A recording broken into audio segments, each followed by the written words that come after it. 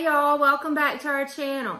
If you watched my video on creative spaces, my study that I posted a few weeks ago, then you know that I have been spending this winter trying to get everything organized, trying to get my garden plans together, get our farm plan more organized, get the garden plan drawn out and organized. And today I've been working on my seeds, on getting all of my seeds organized and getting some kind of plan together for a seed sowing schedule. We've always done a lot of direct seed sowing in the garden, like for okra and beans and peas and carrots and things like that. But I've never really done a lot of indoor seed sowing. Usually I just buy my plant starts. I work at Petals and it's just always been easier for me just to buy them because I really haven't had like a good space to sow seeds, and I've never really been on schedule enough to sow my seeds indoors so that they'll be ready when I'm ready to plant. But this year I'm trying to get things a little more organized, and I've come up with a plan that I think will work for me on sowing seeds. I feel pretty good about it. I think it's going to work pretty well for us. So we're going to give it a try this year and see how well it works. So I thought it would be fun to just share with you guys how I've organized my seeds and this seed sowing schedule that I've come up with for the whole entire year for our garden. Okay guys, this is my seed collection. And I've ordered more, and this is just a portion of what I've ordered.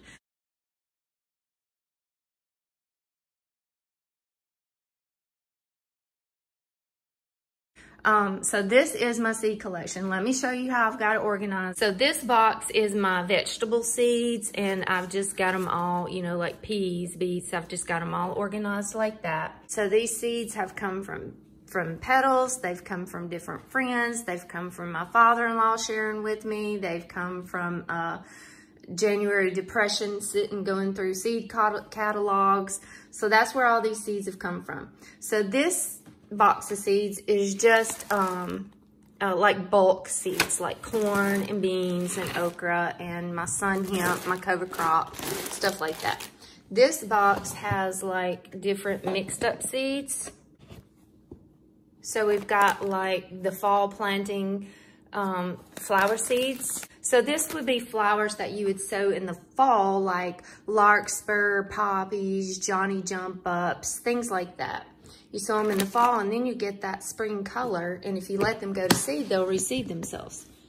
This box is, this side is flowers and this side is herbs. And then again, that's my vegetables, and this is my year plan. I also wanted to just show you guys just a few things that I've ordered this year that I'm gonna try. Some new things. I ordered these from Baker Creek. Look at these dandelions. Aren't these pretty? Pink and white dandelions. You know, I've got yellow dandelions growing all out in my yard, which is awesome, awesome, awesome. Dandelions have so many different medicinal and edible properties. I want these growing in my orchard, so I'm going to put them in a little spot in my orchard where I'll know for sure if they germinate and come up, but I'm excited about those. I got some zinnias. This is the Queen Lime series. Look how beautiful these colors are. Aren't those gorgeous? I am so excited about these zinnias and coming up. Now I usually just do my zinnias just in mixes, just a whole bunch of different colors, and I'm still gonna do that with seeds that I collected from last year, but I'm going to do these in like a separate spot, just all by themselves too. This is a moringa. Moringa is awesome. It's like a superfood. It is full of so many nutrients and vitamins, medicinal, edible. It is awesome. I had a moringa tree year before last, and last winter it got killed, and I never did go get me another one. So I found these seeds at Baker Creek, and I'm going to grow them. And this is a dwarf, so it's going to be smaller and more manageable in containers to bring in the wintertime. But I'm really excited about this. Maybe I can do a video later on all of the benefits of moringa and growing it. I got this buckwheat as one of my cover crop. It's going in one of my garden beds for the cover crop. So look how pretty this buckwheat is. Of course, there's the white, which is the most common. But look at this red one and this pink. I'm so super stoked about this buckwheat, and my honeybees are gonna adore it. I got this okra. I'm gonna do my normal Clemson okra, but I also got Alabama red, and I guess it's Jing orange. That's gonna be fun. And I got some awesome looking carrots. I got cosmic purple, new, I guess Corota, not sure. Parisian, look at that cute little carrot. I cannot wait for these carrots. And Kyoto red. I'm probably killing these words, but anyways, these look really good. And I ordered a lot of other seeds this year, but I'm just really excited about these. These are gonna be fun ones.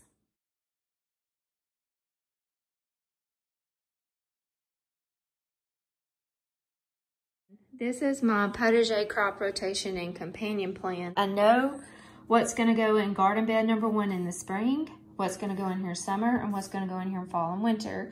And this plan enables me to be able to grow food all year long.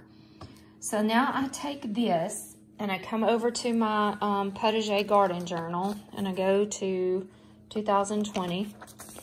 And I've mapped it out. So in my garden journal, I have garden bed 1 spring, and I've looked over here on my potager plan and figured out what I'm gonna put in the ground for spring, and I just kind of jotted it down up here in the corner. So that's what's gonna go in this bed for spring.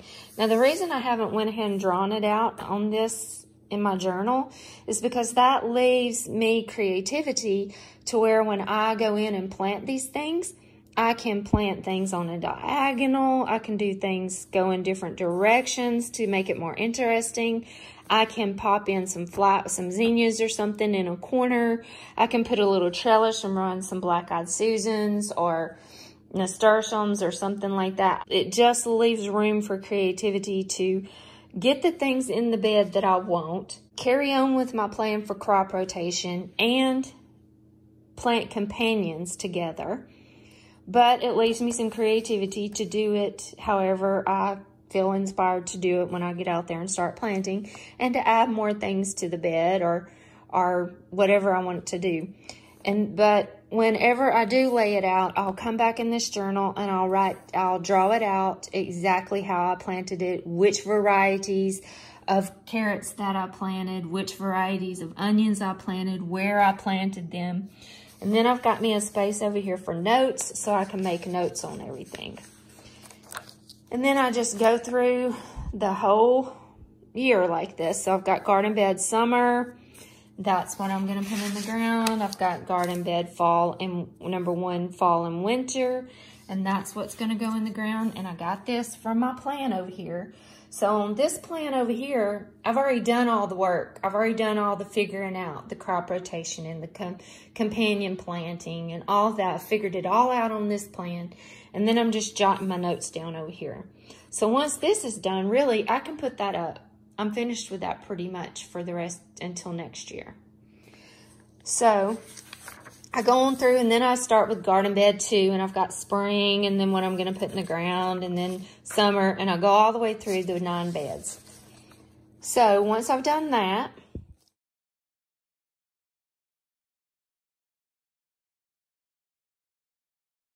then I come over here to my seeds. So I'm going to start pulling my seeds so I can be able to grow as much as I can myself, and it be more cost efficient and enable me to be able to do these big garden beds financially. So I look here, and instead of spring, I'm just going to show y'all examples of summer, because I've really already done this for the whole year. I've done my whole seed sowing plan for the whole year, but I just wanted to pull this out to show you how I did it. So let's look at summer. So garden bed 1 for the summer, I'm going to do tomatoes, basil, garlic, marigolds. That's all going to be together as a companion. planting. And then I'm going to do yellow squash, zucchini squash, radishes, and nasturtiums. And those are companions together. So that's what I'm going to plant in the summer in this bed. So then I'm going to come and pull out my seeds. So tomatoes was one. I'm actually not going to start my tomatoes because I'm not going to grow that many. So Shelly and Kathy and Miss Gwen grow some awesome heirloom tomatoes at work, and I like to do different ones. So I'm probably going to have maybe a total of 12 tomatoes, and I'm probably going to want 12 different kinds. So instead of taking a seed pack and, you know, pulling out a couple of seeds, I'm just going to buy my tomatoes. But I'm going to do basil and marigolds is one thing I'm going to do. So I pulled from here, from my herbs, I pulled out some basils that I wanted. These are the ones I've chosen to grow this summer. And I pulled out some marigolds that I'm going to grow. So they're right here. And let's see, I'm going to do yellow squash, zucchini, radishes, and nasturtiums. So I'm going to grow these nasturtiums. Aren't those pretty? I just got those from Baker Creek. I love the colors. I can't wait to grow these. So I'm going to grow the nasturtiums. I pulled those out of my flowers. Squash here, this is the varieties I picked. So I'm just pulling the seeds out of my boxes, getting them here. So this is my summer beds. So then I'm gonna go over here and look at my garden bed too for the summer. And these are the plants I'm gonna grow in this bed for the summer. So I pulled my okra out of here. So I've got my okra seeds. I'm gonna grow peppers, eggplant, and amaranth in this bed. So I pulled out my peppers, amaranth, and eggplant. And the amaranth and the eggplant, they're great companions. It helps keep flea beetles off the eggplant. I'm just going to show you 2 beds. I'm not going through all the beds, but these are the plants that I'm going to put in those 2 beds for summertime. I've also pulled out some zinnias. I don't actually know exactly where they're going to go, but they'll be going somewhere. Somewhere I'll be sowing zinnias all over the place in the bed. So I've got all my seeds pulled out now for my summer garden that I'm going to be growing.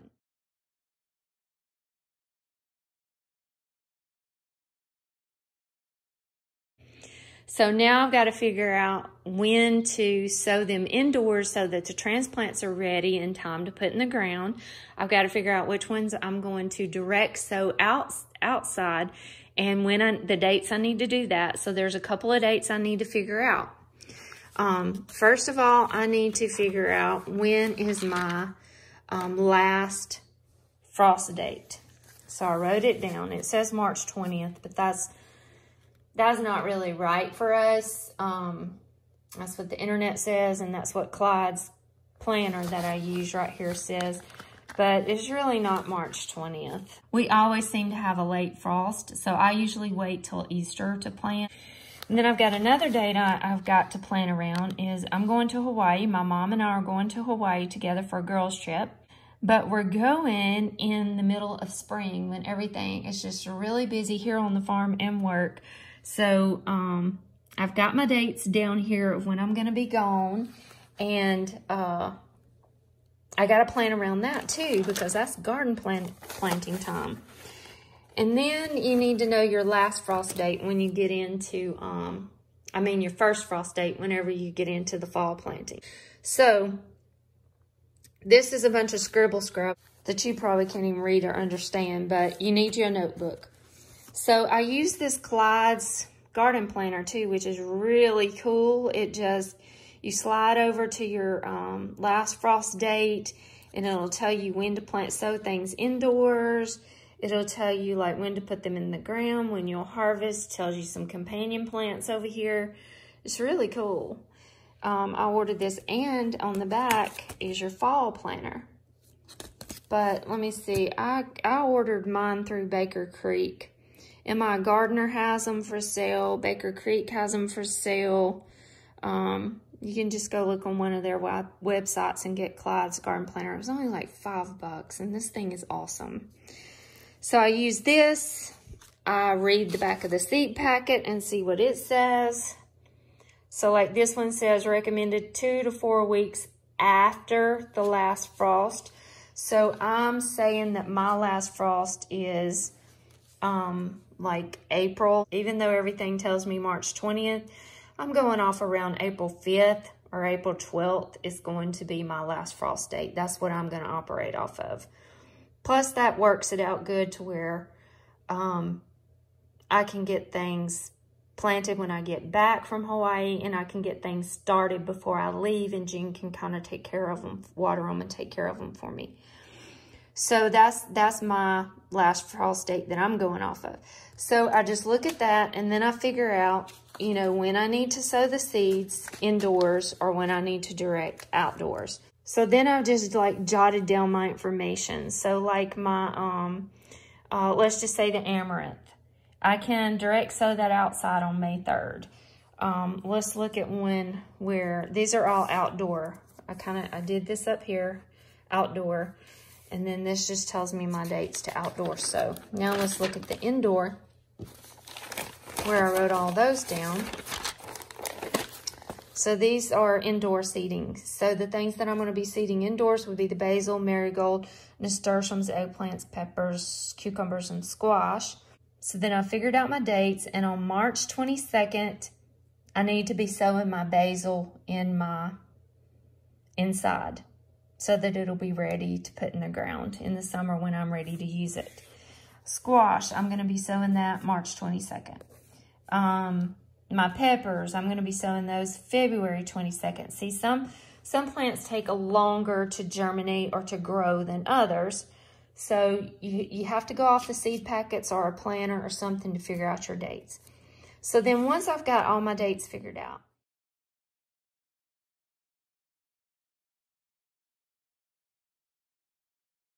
then I've come over here and I've made this little box. So I've got sow indoors and I've got direct sow outdoors. And then I've made these little date tabs.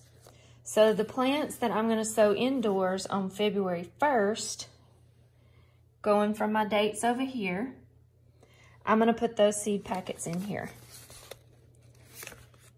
So let's look at like the cucumbers and the squash, March 22nd, indoors. So here's my squash, here's my cucumber. So I'm gonna come over here and find my March 22nd. So indoors, and I'm just going to put my seeds right there. Behind March 22nd. Once I've done all of that, I've done this for the whole year, spring, summer, fall, winter. I've got other things in here like stuff for the orchard that I want to get out in the orchard, all kinds of different things. But I have my dates and I know when to sow them or when to direct sow them. And I'm not plant sowing all these seeds or planting all these plants. These are just like a whole bunch of different varieties. Like there's probably 15 different lettuces right here. I'm not going to sow all those lettuces, maybe just a little bit of each one of them, because I like a variety of lettuces. So I'm not going to be sowing all these seeds, but it gives me a bunch to choose from or however I want to do it. So then once I do that, then I get my day runner, which this is what organizes my life. And then I just look at like March 15th, I'm going to be direct sowing some seeds outside. So then I just write down on my calendar, March 15th, direct sow seeds outside. I'm not writing down what I'm doing or anything. This is just a reminder to me that I need to get this done. And I'm also going to plant some onions.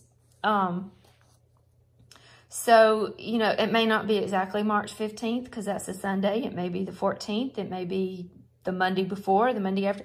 Somewhere in that, around that range, I know that I need to come back and look at my seed box and see what I'm supposed to be doing. So then when spring comes and summer and fall, this whole year, I don't really have to think about all of this anymore. I don't have to think about crop rotation. What did I plant here last year? I don't really even have to think about what's a companion with somebody else. I don't have to think about when do I need to sow this basil to plant it with my tomatoes. All the work is already done for me in this little box, and I'm ready to go. So I hope this inspires you guys in some way of maybe how to organize your seeds or maybe how you could do your own seed sowing schedule to be able to grow food all year long in your own garden. This is going to be a bit of a challenge for us this year. We've never really had a year-round garden, so that's going to be a challenge, but also the sowing the seeds indoors and doing a lot of our garden and a lot of our plants from seeds instead of me just buying starts. And it's going to be a bit of a challenge because I'm leaving the middle of March and I won't be back until the middle of April. I'm going to Hawaii with my mom and my aunts. Gene won't be going with me. He'll be staying here at the farm and working. This is just a girls trip. My mom's retiring this year and we're just taking a girls trip to Hawaii for a while. So I'm super stoked about that. But I'm going to be gone in prime time for sowing seeds and planting in the garden. But when I was doing my seed schedule, I tried to work around that as well. So this year is gonna be a challenge for us. If nothing else, we'll learn. And that's what it's all about. It's just getting out there and doing it, figuring out what works best for you and learning along the way and getting better and better and better every year. So I hope you guys have a blessed day. Thank you so much for hanging out with me, and I will see you on the next video.